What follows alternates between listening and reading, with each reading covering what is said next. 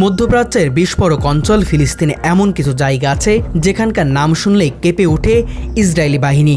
কারণ এই জায়গাগুলোর প্রতিটি ইঞ্চি প্রতিরোধের প্রতীক, সাহসিকতার মূর্ত রূপ। আর এমনই একটি জায়গা হলো জাবালিয়া শরণার্থী শিবির। গাজা উপত্যকার উত্তর অঞ্চলে অবস্থিত এই শিবির যেন ইসরায়েলি আগ্রাসনের বিরুদ্ধে রুখে দাঁড়ানো এক অপরাজয় দুর্গ।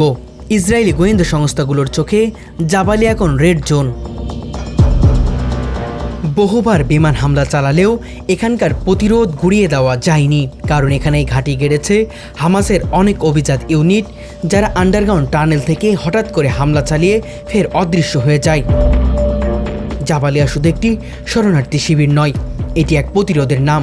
এখানেই জন্ম নিয়েছে ইন্তিফাদার প্রথম স্ফুলিঙ্গ। এখান থেকে ছড়িয়ে পড়েছে স্বাধীনতার দাবিতে ফিলিস্তিনের গণজোয়ার। ইসরায়েল যতবারই এলাকায় ঢোকার চেষ্টা করেছে, ততবারই প্রতিরোধ যোদ্ধাদের পেতে রাখা ফাঁদে পড়ে প্রাণ হারাতে হয়েছে সেনাদের।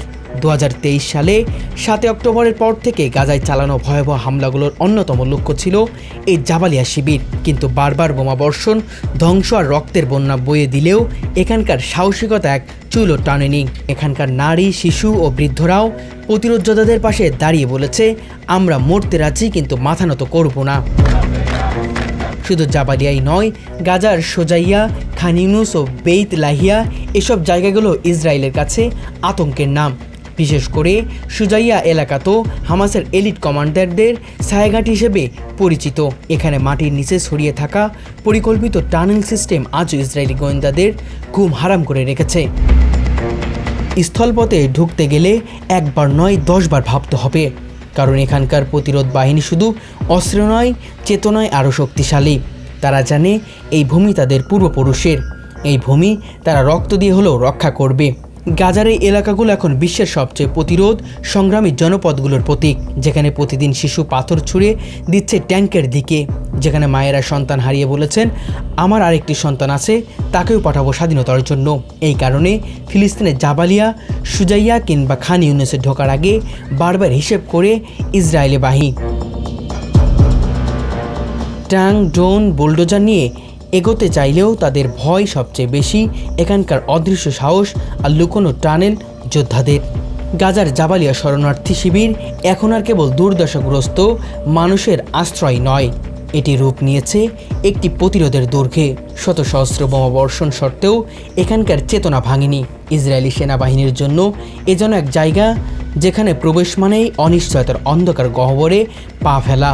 যুদ্ধ কৌশল ও টানেল নেটওয়ার্কের জটিল জালের কারণে এখানে হামলা চালানো সহজ নয়, আর স্থলদের চিন্তাও যেন তাদের ভীতি করে তোলে। গাজার পূর্ব অঞ্চলে অবস্থিত সুজাইয়া বহু বছর ধরে ইসরায়েলি দমন নীতির বিরুদ্ধে ফিলিস্তিনের সবচেয়ে জোরালো জবাব হয়ে দাঁড়িয়েছে। প্রতিটি গলি যেন লুকিয়ে রাখে ইতিহাস আর বিদ্রোহের গল্প। প্রতিটি ধ্বংসপ্রাপ্ত ভবনের নিচে গড়ে উঠেছে প্রতিরোধের গোপন ঘাঁটি। এখানকার প্রতিরোধ যোদ্ধারা কখনো প্রকাশ্যে আসে না, কিন্তু যখন আঘাত আনে তা ইসরায়েলের জন্য হয়ে ওঠে দুঃস্বপ্ন। ট্যাঙ্ক, স্নাইপার আর বিমান সবকিছুই এখানে ব্যর্থ হয়েছে বহুবার। গাজার দক্ষিণের শহর খান ইউনুস যেন এক সাহসিকতার বদ্ধভূমি, যেখানে মৃত্যু প্রতিদিন ঘোরে, তবুও পরাজয় নয়। প্রতিরোধে বেঁচে আছে মানুষ। ইসরায়েল বারবার চেষ্টা করছে এই শহর দখলের, কিন্তু প্রতিবারই বাধার মুখে ফিরতে হয়েছে। খান ইউনুসের অলিগলিতে ঘুরে বেড়ায় এমন সাহসিকতা, যদি ঘর না থাকে রক্ত দিয়ে ছাদ বানাবো, অস্ত্র যদি না থাকে পাথর দিয়ে শত্রুকে দমাবো। এই শহরের নাম শুনলে ইসরায়েল জানে এখানে ঢোকা মানে অনিশ্চিত সংঘর্ষ আর হয়তো প্রাণ হারানো। এই ভয় ইসরায়েলের অস্থিরতার নাম। ফিলিস্তিনের সেই ভূমিগুলো ঢোকার কথা ভাবলেই সেখান থেকে জেগে ওঠে একটাই প্রতিধ্বনি, আমরা আছি, আমরা থাকবো এবং প্রতিরোধ করে যাব।